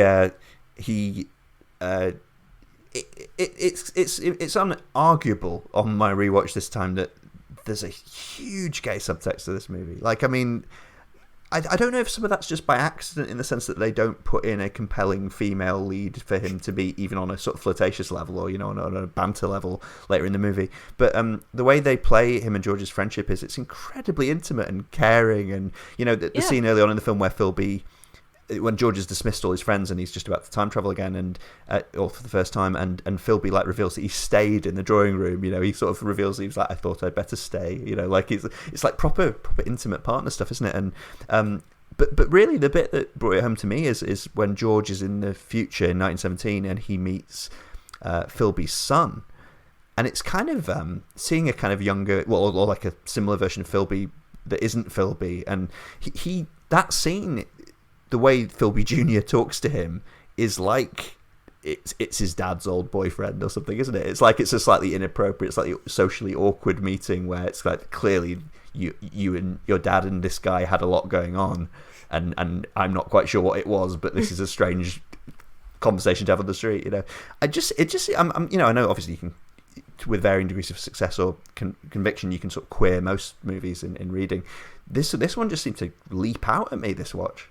It doesn't take much to queer that relationship, and I don't mean that in any sort of derogatory way. It's a very sweet relationship, and I feel kind of bad for Philby at the end that Philby apparently is not enough to keep George there, and that it's this woman child that apparently is more compelling than the very sweet interaction, which, yes, it can be definitely interpreted as friendship, and friendship between men can be very sweet, but it also does have this quite romantic undertone, and sort of that if Philby's character were portrayed by a woman, we wouldn't be necessarily having this conversation, because it wouldn't be subtext, it would just be text. That he's either unrequited love for George, or that or requited, depending on the situation. Yeah, it's interesting. I mean, but by the time you get, in the 60s sequence, when you find out that Philby presumably missing, I suppose it's a bit of a prefiguring, isn't it, that George will not stay in the Victorian era, because you find out that Philby dedicated a park to him. That's incredibly romantic. It's like his devotion to his friend George, or yeah. I mean, much as I cherish my platonic friendships, and I really do, think how many friends you would dedicate a park to. Let's just put it that way. I actually really, in terms of getting fresh stuff out of it, I really enjoyed that angle You know, because I think in a film that needs a bit of flavour, you know, needs a bit of personal flavour, that was one, and one that I found quite interesting, you know, and kind of, I guess, you know, classic thing of having a fairly socially conventional upbringing, isn't it? I think I got that it was, as a kid, I got that it was portraying a very intense male friendship. But it's not because they don't make it central to the movie, you know, to like the arc of the movie or something. It's kind of is backgrounded, isn't it? And I think this time it's the bookend to it. So and Philby almost takes on the role of narrator at the end there, really, doesn't he? He becomes this not quite omniscient, but kind of like the wise narrator who's putting that bookend on the story, you know, telling the housekeeper that it'll be okay, you know. He has all the time in the world, you know. It's quite a Disney bookend in that sense as well, isn't it? I find it interesting because I ended up having to fast forward to a point in the movie when I broke it up into two parts, and Weena does not appear in the movie until an hour in. Yeah. And so actually a lot of the stuff that we sort of view as the bookends to it is quite a large part of just the straight story rather than the framing device. That makes her a little bit more, again, like a kind of Bond girl, you know, in narrative terms, because they often don't, you know, like some Bond movies have, you know, one actress who's kind of, you know, the prime focus of it, and Bond's romantic and adventurous kind of concerns, but a lot of Bond movies have like two, maybe, or they have like a woman who dies in the first half of the movie, and then you get introduced There's usually three. There's the one that dies after he sleeps with her, there's the one that he'll end up with, and there's the evil one. The evil one, and obviously there's always Moneypenny as well. Yes, this covers all the various flavors of women.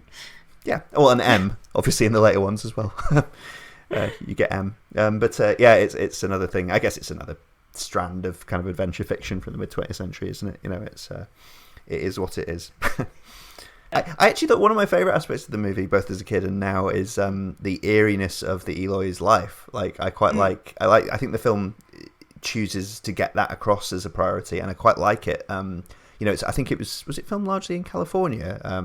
I think I'm sure it's certainly not in the UK. I think it's filmed in the Western United States, but there's something of the kind of slightly creepy, and this might be a 60s thing as well, the slightly creepy abandoned campus feel to the whole thing, isn't there? You know, I was talking to you about the sort of food court kind of place where it's telling that he visits that first when it's absolutely deserted and eerie, isn't it? And then he only goes back to it later when he's surrounded by Eloy.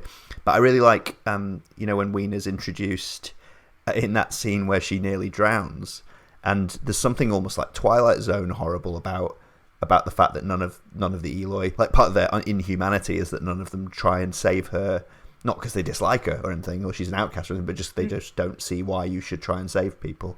And I think that's actually something they could kind of, because they're shown as like their flaw is indifference, essentially, or like resignation to what they are, and it's like I think there's apathy to the world surrounding them. Although it's funny because you know, obviously, like, you know, that could be taken as a harbinger of kind of a criticism of hippie culture and stuff, like proto-hippie culture, you know. But it's also funny how, like, you this is again the lack of a straightforward identification figure, especially for 2021 audiences. The scene when in the food hall thing where George is asking them questions.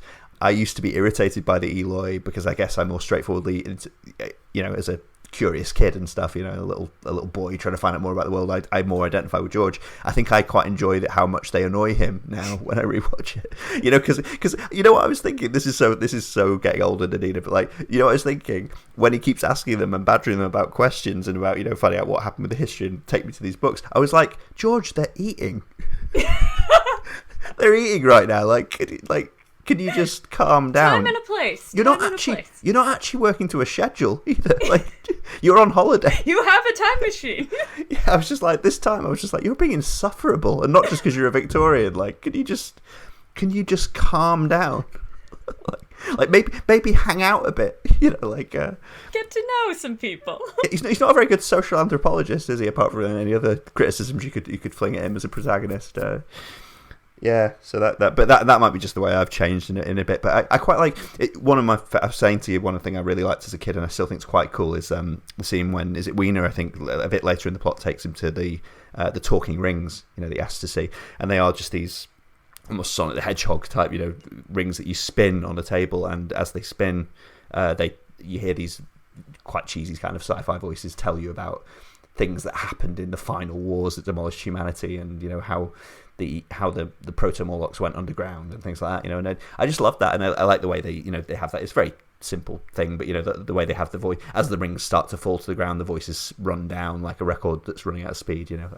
I loved that as a kid. These are the talking rings? Yes? They speak. Of what? Things no one here understands. Make it talk.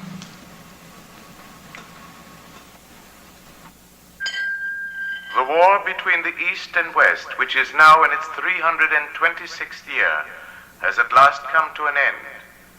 There is nothing left to fight with, and few of us left to fight. The atmosphere has become so polluted with deadly germs that it can no longer be breathed. There is no place on this planet that is immune. The last surviving factory for the manufacture of oxygen has been destroyed. Stockpiles are rapidly diminishing, and when they are gone, we must die.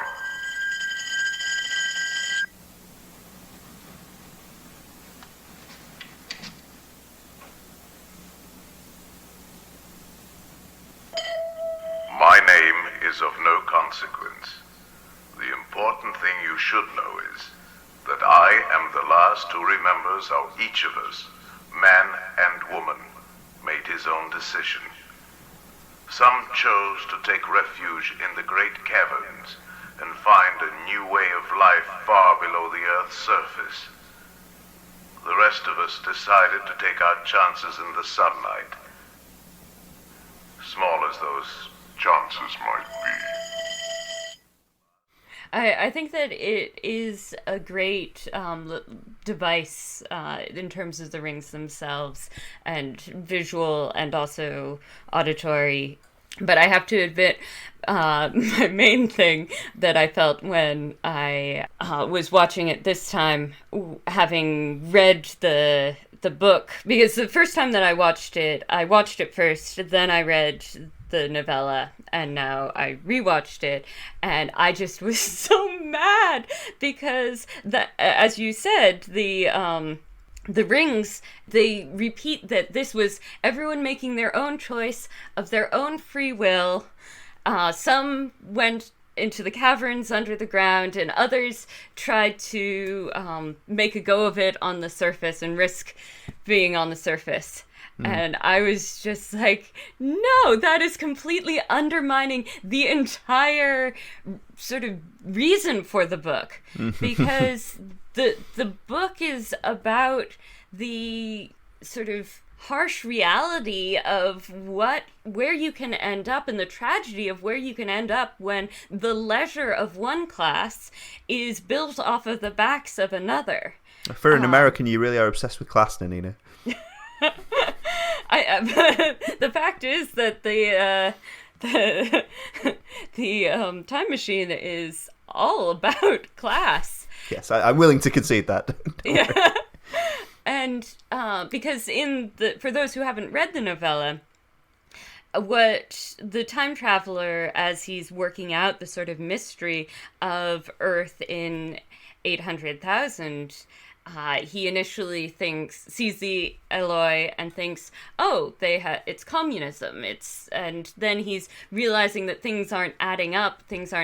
Where are they getting the clothes that they wear and all of that? And as he gets different pieces of information, he updates his hypotheses, which is, I really like the idea of showing people getting things wrong and then changing their opinions throughout the course of a story. I enjoy that sort of literary device. And as time progresses and he realizes that what happened was that the working class was forced underground so that they wouldn't be marring the beauty of the surface world for the aristocracy.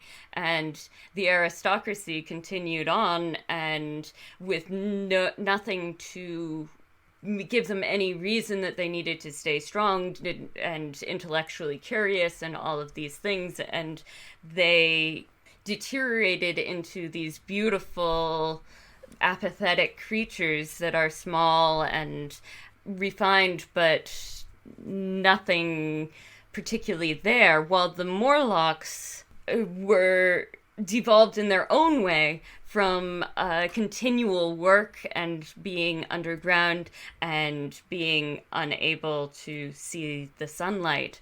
And what I find really fascinating is that H.G. Wells's family was a working class family, an educated working class family. He had certain privileges that many in the working class might not have, but his mother was a lady's maid, and he was an apprentice draper, and he was commenting on the fact that his mother spent vast amounts of her time in basements, and when he was an apprentice draper, he spent vast amounts of time in basements. And so, interestingly, though the sympathy of the time traveler and the sympathy of the book to a certain extent is with the Eloi, because they are more human.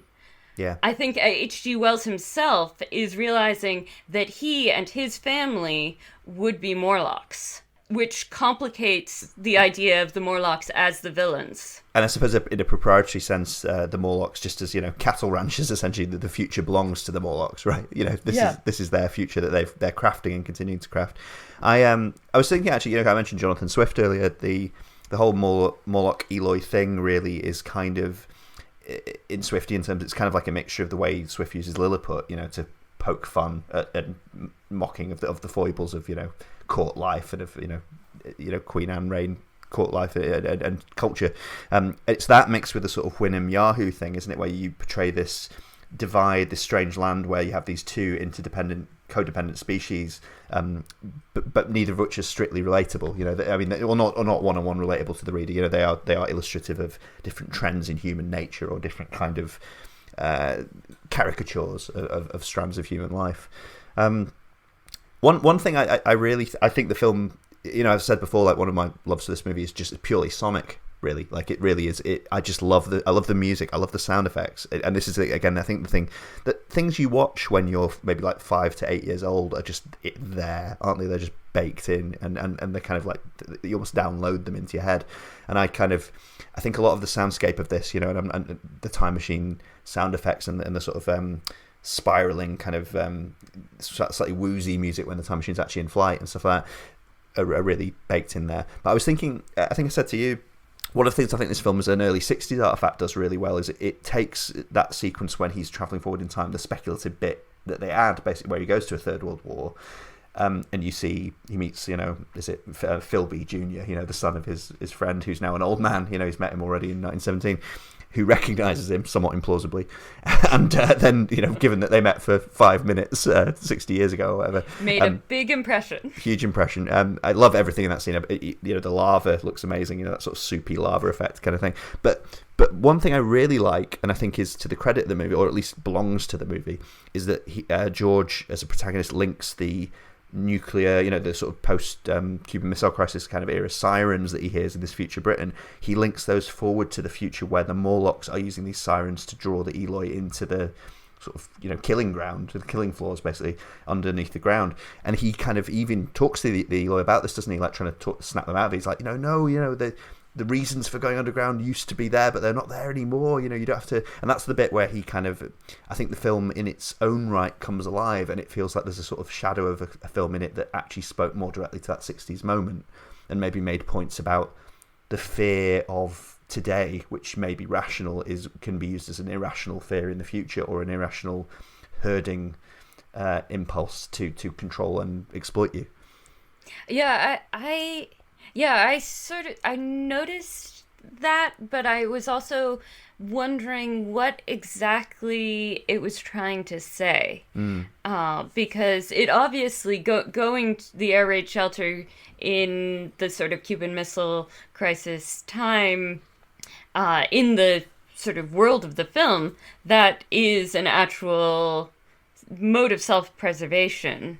And then to have it in the future be this sort of brainwashed thing of people going into their own destruction I was like, so what are they trying to say about this? And I don't know. It is a bit muddled, yeah. If there is a clear thing. I also feel like it's trying to say something about war in the story, especially with having the Boer War and then the First World War and the Second World War and the supposed Third World War. And the character of George himself explicitly saying that part of the reason why he's time traveling is to get away from this time of war. And so in some ways, that section of the movie does have a bit of a sort of pacifist bent to it. But as you get to the end of the movie, the thing that he brings to the Eloi is the ability to fight. And there's kind of this weird triumphant moment where one of the Eloi, who incongruously is not Weena because she is completely useless, and it would have made more sense if it were because she had spent the most time with George, but that's a side issue. But one of the Eloi men makes a fist and hits... They make a big thing of it, don't they? They show him slowly forming it. Yeah, and hits the Morlock. And this isn't considered a loss of innocence. This is like a triumphant moment of fighting back, and isn't this good? And they have been roused from their apathy. I think that's an accurate portrayal of good old-fashioned Victorian hypocrisy. I think. Yeah. But I'm like, so what he's brought to the Eloi is violence, which is perhaps the good thing that they had eradicated from their society. Well, this is the I was mentioning, because you're not particularly a Trekkie, I was mentioning to you, particularly the original series of Star Trek has kernels of utopianism in there, but actually a much more common original series Star Trek trope is these people are too peaceful and too happy, and they shouldn't be, and it bothers us, and we should snap them out of it, or we should turn their computer off, or we should get them to work. I think it's particularly actually work, the absence of work, slightly moralistically, or very moralistically, comes across. And I think the fact that George, he tends to tie it more in the Time Machine to knowledge and loss of knowledge and awareness and curiosity. But I think there's something that bothers him about these layabouts, essentially, is that they're just these people knocking around. I made a really weird connection in my head because I was thinking about ways in which you could maybe adapt the Time Machine differently. And I think, there's, you could do a whole bunch of stuff, and a lot depends on whether you keep the Victorian starting point. And, if you make the protagonist a woman, that'd be obviously you could do that with most stories, but I think there'd be interesting reasons to do that in this, depending on what else you changed, obviously. I was thinking that, The Big Lebowski, how The Big Lebowski, obviously the basic point there is you're taking a noir story and putting a hippie in it, that I was thinking this would be a really interesting story to do that kind of thing with. So maybe your time traveler is a 60s person and he's of the 60s counterculture, but curious of the 60s counterculture, obviously, because or maybe he's stolen the time machine, I don't know. But if you have him go into the future, and he's basically, he identifies more with elements of the apathy and distance of the Eloi and the passivity. So if you have a Lebowski figure in this far future, the idea of Jeff Bridges having to fight the Morlocks in his his shorts and dressing gown and stuff is great now. But you know what I mean? Like if you change the nature of the protagonist to make him less quote unquote straight, and less a pillar of the establishment in that sense, it's interesting, isn't it? Yeah. Though I'm like, well, if Lebowski went forward to the Eloi, wouldn't that just kind of be the end of the story? He'd just, Yeah. I mean, he'd want to be able to have his White Russian, so he might have to innovate a little bit in order to...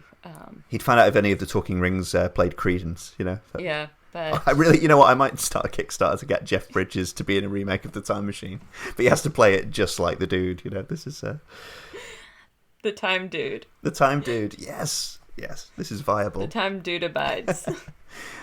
So we've got a tagline as well. I don't, we mentioned. I just said we'd mentioned as a little thing at the end here, like the 2002 movie, because I remember that. I'm gonna have to look up who directed that, but I remember it being a member of the Wells family. Well, right? Interestingly, it's Simon Wells who was the great, or is, he's still alive, is the great grandson of H.G. Wells, and had worked extensively in animation before moving into the time machine. But it seems that the stress of live action, changing of genre, Simon Wells actually did not direct the last 2 weeks of the shoot because of exhaustion. Right. And Gore... I never have to say his last name. Gore Verbinski? Verbinski. Of the Pirates of the Caribbean movies. Yeah, exactly. Came in and shot the last 2 weeks, and then Simon Wells came back in on post-production. So he didn't completely abandon the project, but... I really wish I'd got around to rewatching that for this, and I probably will do afterwards, because I remember it not being... I went to see it with my dad, actually. It was kind of, not by any means the last film me and my dad saw together at cinema, but kind of getting towards the end of us going to see films habitually together. And I went to see it because the 60 movie meant a lot to both of us. And I remember being disappointed, but I remember even at the time being quite interested in some of the choices it made, successful and unsuccessful. I don't remember everything about it. I remember there's an attempt to give the time traveller more personal motivation for the journey, isn't there? Like, is it by fridging his wife? Fridging his wife. There we go. Good old stuff. That good old canard. See, people hate this stuff, but it bloody works. I remember that. I remember the cheat. Like they obviously give the Morlocks like a villain figurehead, and he's voiced by Jeremy Irons. I remember that much. I bet that's aged well. I have very few memories from it, and it was about the same time as the Tim Burton remake of Planet of the Apes. Oh, yeah. As well. So, which I also saw in theaters. Both of which I saw before the original versions. Kind of weird how that can happen. But I think that in some ways I've wires crossed on which is which. I don't remember being blown away by it. I do remember the fridging of the fiance. I find it interesting that both the 2002 version and to a lesser extent the 60s version, both of them tried to come up with reasons why the time traveler would want to time travel. While in the original novella, it's because he wants to. Because it's there, sort of thing. For the sake of it. And this sort of need for motivation for it, I kind of respect the novella for being like, no, scientific curiosity doesn't need some personal motivation of wanting to change the past or wanting to escape war. You can just be curious about things. And at the end of the novella, he does go back to time travel, but it's not because he wants to find Weena. It's because he wants to explore more. While in the movie, it's explicitly said that he's going back for Weena.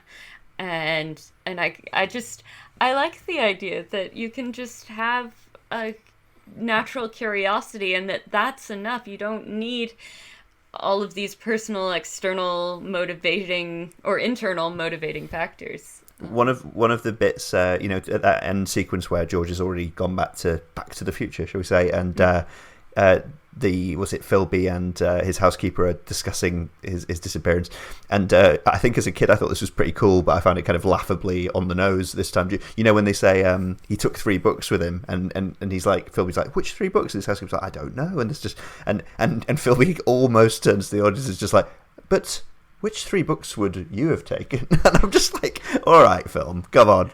That is. So, which 3 books would you have taken? Oh, I wish we'd prepared that in advance. I was a little worried that you might throw that at me. Oh no! Did you have a pre-prepared answer?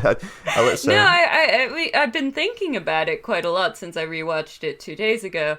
But I'm like, well, the Eloi, like they have everything growing for them, so they don't need books on agriculture or anything. Like, I'm not sure if they need practical things. So then it would be Calvin and Hobbes. Yeah, Calvin and Hobbes. Yeah, I think that's Calvin and Hobbes volumes 1 to 3. But I mentally was one of the things was I was like, well, maybe I'd bring them some fairy tales, get their sort of imaginations going again.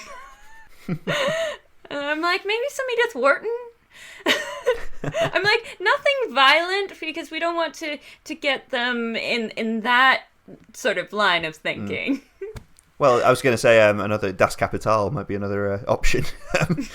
One of my favourite childhood books was, funnily enough, actually, I can't believe I hadn't mentioned this yet, was called Sonic the Hedgehog in the Fourth Dimension, which has Sonic travelling through time by running on a time treadmill. So I'd probably... I think that got about more mind-bending than the Timeships, as far as I remember it. But I guess this is where this interest comes from. Okay, Nanina, I'll you know what? We'll wrap there, because I think we could go for ages, but I know you've got things to get to, as do I. But it's been an absolute pleasure. And thanks for talking through another personal favourite with me, and thanks for sitting through a fairly mid-range 1960 sci-fi movie. Twice. Twice. You're really not getting paid enough. I'm always up for movies and seeing at different times what different films were saying. So. Yeah, no, I appreciate that, and thanks for helping keep me sane through the pandemic as well. This is a public service and a great thing for transatlantic future relations as well. This is much appreciated. It's a new era. It's a reset. New era. Would you like to tell us about what what you've been up to? Anything you want to plug, or where people can find you? Oh, I don't really have much to plug unless people are interested in tweets about early women directors. Then they can check out my Twitter, which is just @NaninaGilder. But at the moment, nothing's coming quite to fruition of what I'm working on, so hopefully someday. Well, we'll follow that Twitter and watch this space. And thanks again for joining me, Nanina. Say goodbye. Bye. And goodbye from me. See you next time.